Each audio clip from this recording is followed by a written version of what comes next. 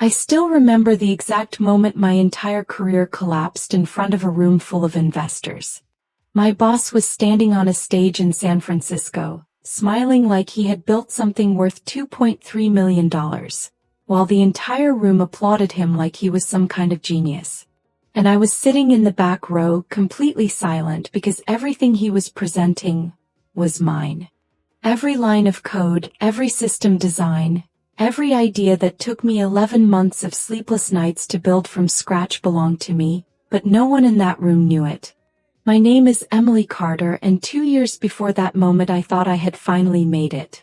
I had moved from a small town in Oregon to Seattle, Washington after finishing my MBA, believing that hard work and talent would naturally lead me somewhere meaningful.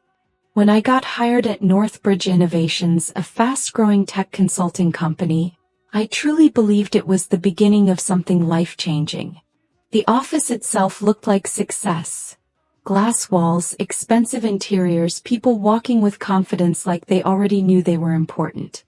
On my first day, I was called into the office of Richard Hale, my boss, a senior director everyone seemed to respect and fear at the same time. He didn't even greet me properly at first. He just looked at me for a few seconds like he was evaluating whether I was worth his time, then said my name like it was already stored in his system. "Emily Carter," he said, and I replied yes, trying to sound confident even though I felt completely out of place. He stood up, walked toward the window overlooking Seattle, and said something that should have warned me but instead motivated me in the worst possible way. "I didn't hire you because you're experienced. I hired you because you're willing to do what others won't." Then he turned slightly and added, "I have a project for you. If it succeeds, it will define your entire career." That was the moment everything started. He handed me a folder labeled Project Atlas, an AI-based logistics system designed to optimize global supply chains for investors. A project worth $2.3 million in funding and something that normally would have been handled by a full team. But instead it was given to me alone. I remember feeling a mix of excitement and pressure, thinking this was my chance to prove myself in a company full of high performers. I didn't realize then that opportunity was just a nicer word for isolation. In the beginning, everything felt normal, even inspiring. I worked late nights in the Seattle office while the city slowly went dark outside the glass windows. I built frameworks, designed models, fixed system errors, and pushed myself harder than I ever had before, believing that this level of sacrifice was what success required. Richard would occasionally check in, but never in a technical way. He never wrote code, never joined deep development discussions, never contributed to the actual building of the system. Instead, he would simply say things like, "Make it investor-ready," or "This needs to look more powerful." And I would adjust everything accordingly, thinking I was learning from someone experienced. But slowly I started noticing something strange. Every time I completed a major milestone and sent it to him, it would later appear in executive meetings or presentations without my name attached to it. He would say, "Our team developed this," or "We designed this system," but there was no team. It was just me sitting alone in an empty office at night, believing I was building something for my future while someone else was quietly building ownership over my work. At first I ignored it, telling myself that this is how corporate environments work, that credit is often shared differently at higher levels, and that I should focus on performance rather than recognition. But deep down, something didn't feel right, especially when I started receiving emails from him asking for final versions of my work just hours before investor discussions. One night around 2:37 a.m., I sent him a complete AI optimization module that I had spent weeks perfecting, and within minutes he replied saying, "Perfect, I'll refine this for board presentation." That one word, refine, stayed in my mind longer than it should have, but I pushed the thought away because I didn't want to believe anything was wrong. I closed my laptop that night thinking I was building my future, not realizing I was actually building someone else's success on my back. And if you're watching this right now, Pause for a second and tell me in the comments what country you're watching from, because I want to know how far this story is reaching, and trust me, this is only where everything begins. It didn't happen suddenly. It happened slowly in a way that almost made it impossible to notice at first, like pressure building under the surface of water until you realize too late that you're already drowning in it. After the initial excitement of Project Atlas faded, my life settled into a pattern that revolved entirely around work, late nights in the Seattle office, and constant pressure from Richard Hale to push faster and think bigger, even though I was already doing everything alone. He started assigning me additional responsibilities that had nothing to do with my original role, always framed as trust or leadership development. But in reality it just meant more work, more isolation, and more dependence on me without ever increasing support or recognition. I would sit in the office long after everyone else left, the city lights outside the glass walls flickering like distant reminders that there was a world outside this system I had gotten trapped in, but I rarely had time to think about it. Richard rarely stayed late, but he always expected updates by morning, and I would send them at 2 or 3 a.m., thinking I was proving my dedication while unknowingly feeding a structure where my work was being funneled upward without my name ever attached to it. What made it worse was how normal it started to feel, like exhaustion became proof of commitment, and silence became part of professionalism. Somewhere along the way I stopped questioning why I was the only one building the technical foundation while Richard handled all strategic communication, and I started accepting that maybe this is just how companies operate at a high level.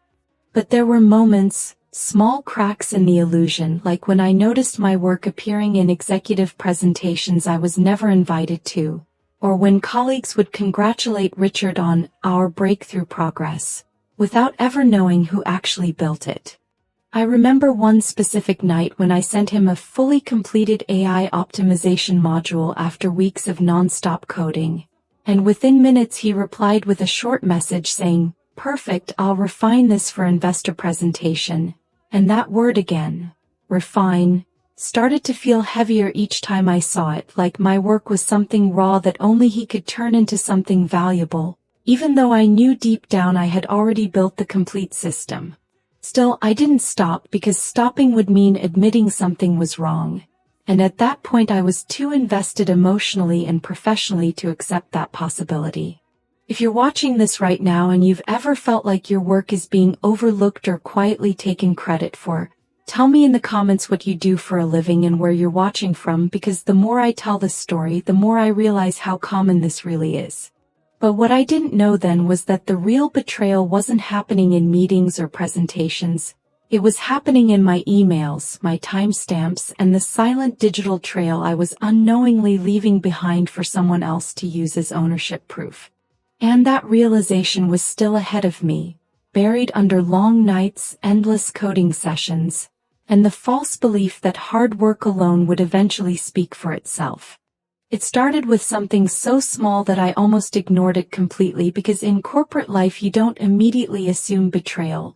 You assume misunderstanding or system errors or things being handled at a higher level. And that's exactly how people get away with things in environments like Northbridge Innovations. I first noticed it late one night while reviewing my own email history for Project Atlas updates, just trying to organize my progress so I could stay on top of deadlines, when I saw a pattern that didn't make sense.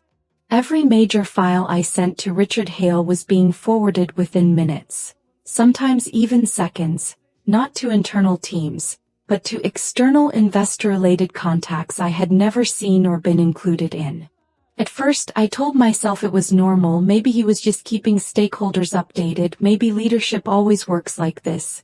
But the timing felt too precise, too deliberate, like my work was being lifted the moment it left my hands.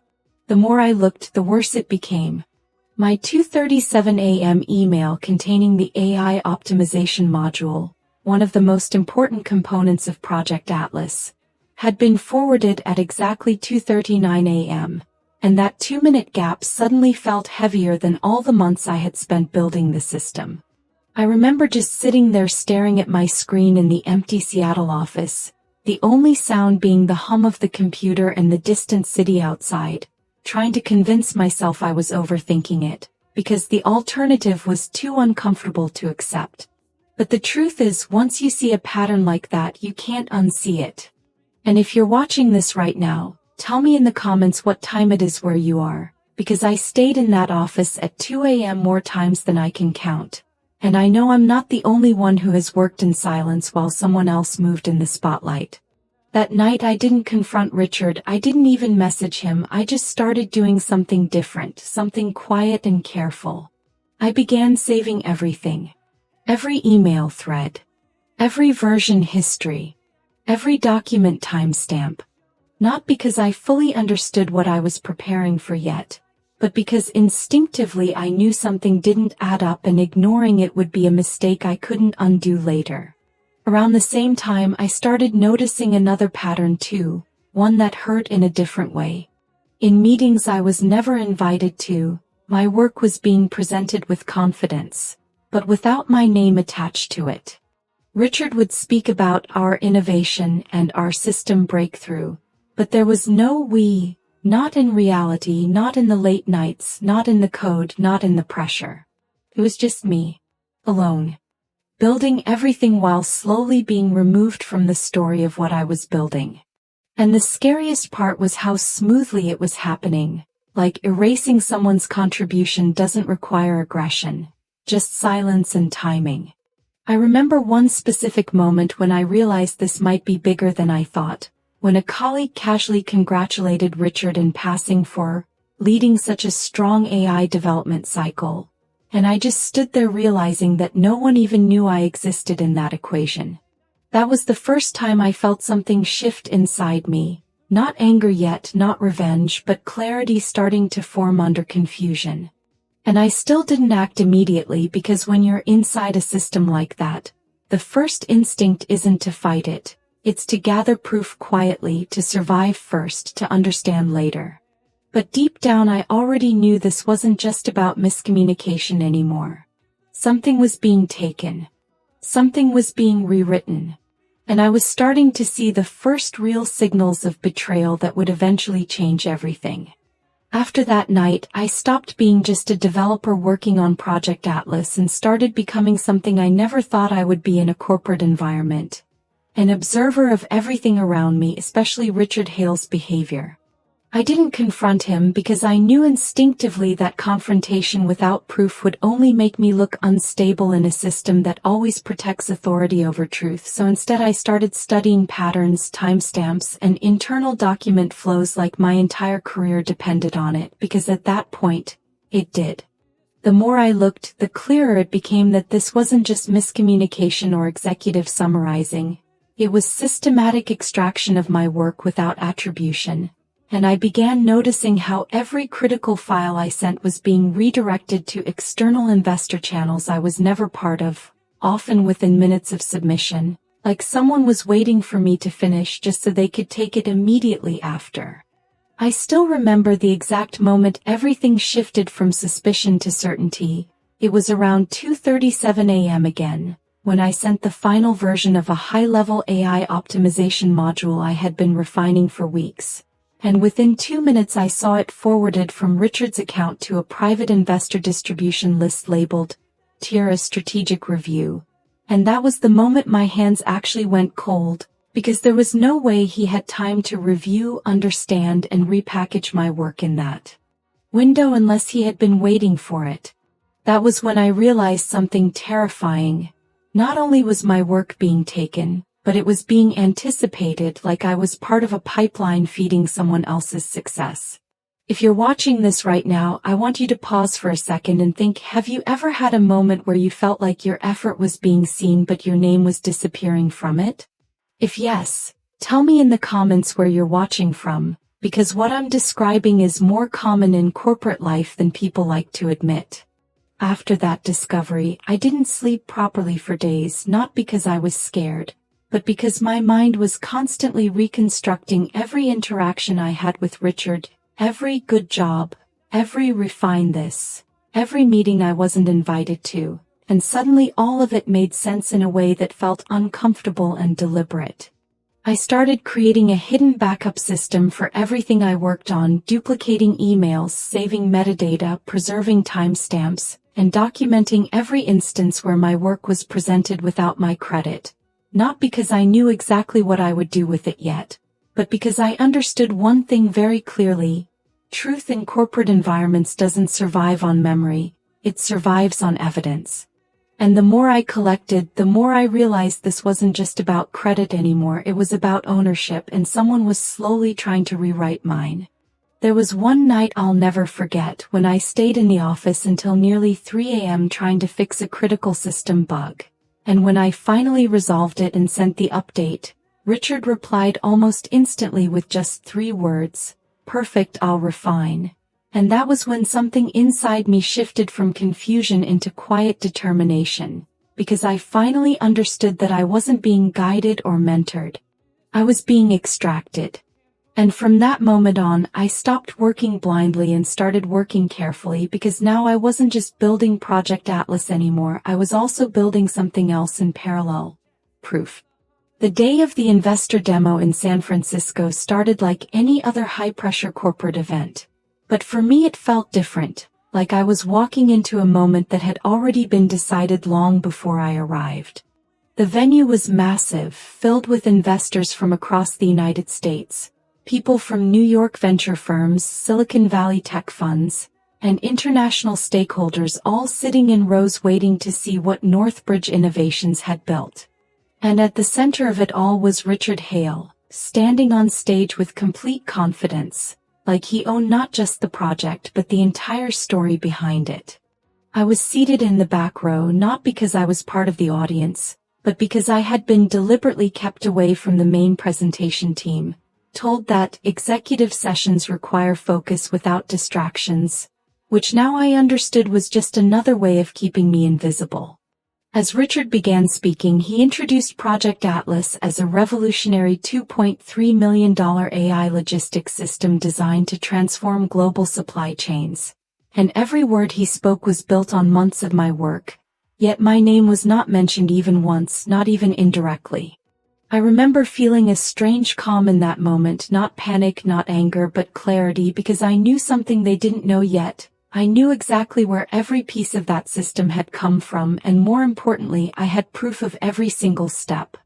While the audience watched his presentation, I had already done something irreversible. I had sent a carefully compiled email chain containing timestamps, version histories, and forwarded messages to multiple investor contacts and internal board members, quietly attaching one simple line that said, "Please verify original authorship of Project Atlas components." And then I waited. At first nothing happened. Richard continued speaking confidently, pointing at slides I had designed, explaining systems I had built alone in silence, while investors nodded and took notes, unaware that the foundation of everything they were seeing was already being questioned in their inboxes. Then it started slowly, like a ripple before a wave.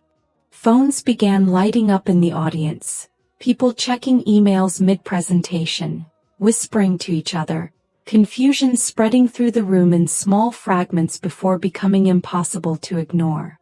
Richard paused for a second when he noticed it, his expression shifting slightly as he realized something was disrupting the controlled narrative he had prepared.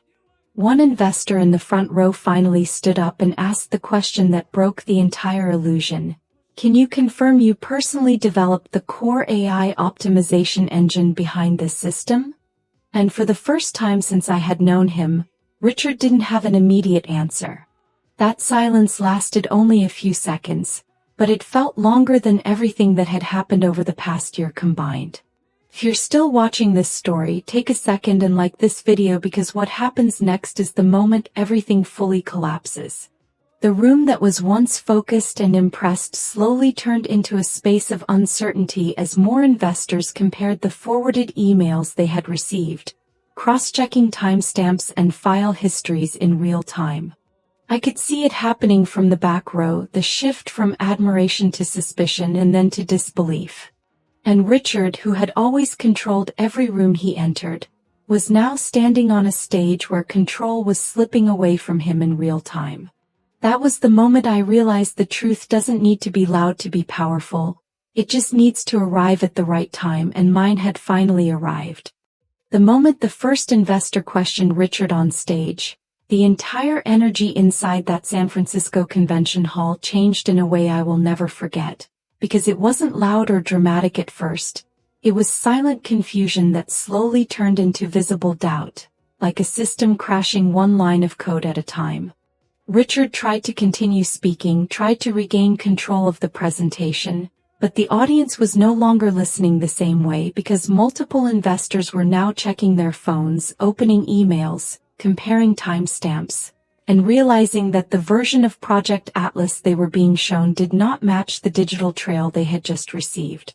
I was still sitting in the back row, watching everything unfold like a chain reaction I had quietly triggered, and for the first time in months I didn't feel small or invisible. I felt present in a way that could no longer be erased.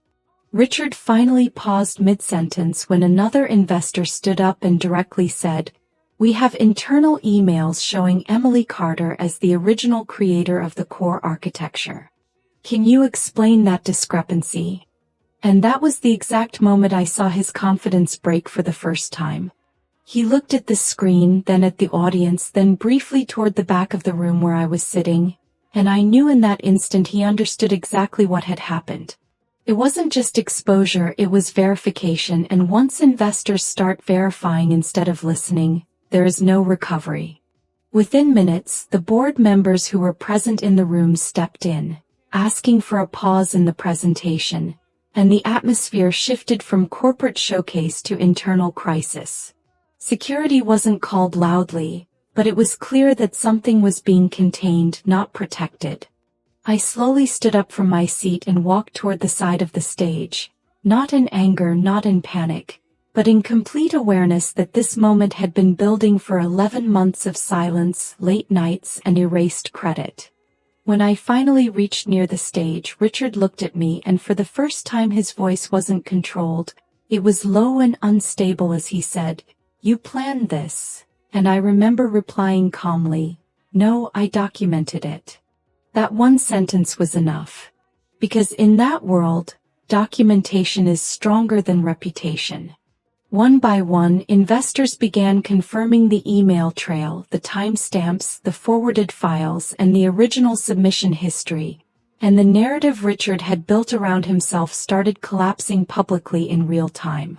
The $2.3 million Project Atlas, which was supposed to be his breakthrough achievement, was now being reclassified in front of everyone as misrepresented intellectual property. And while all of this was happening, I wasn't thinking about revenge anymore. I was thinking about how quietly truth can sit in the background for months until the exact right moment arrives to speak for itself. Within 48 hours after that event, Richard Hale was officially removed from his position pending investigation. Investor funding was frozen, and Northbridge Innovations initiated a full audit of all project contributions. I was called into multiple board discussions, not as an assistant, not as support staff, but as the actual system architect of Project Atlas, and for the first time, my name was not being erased from the story I had built. But even then, what stayed with me wasn't the downfall itself. It was the realization that I never had to shout, argue, or fight publicly, because the truth was already written in timestamps long before anyone chose to read it. And if you've stayed with me until this final chapter, comment, "Truth always wins," and tell me what time it is where you are watching from, because this story didn't just end with exposure. It ended with ownership being returned to where it always belonged.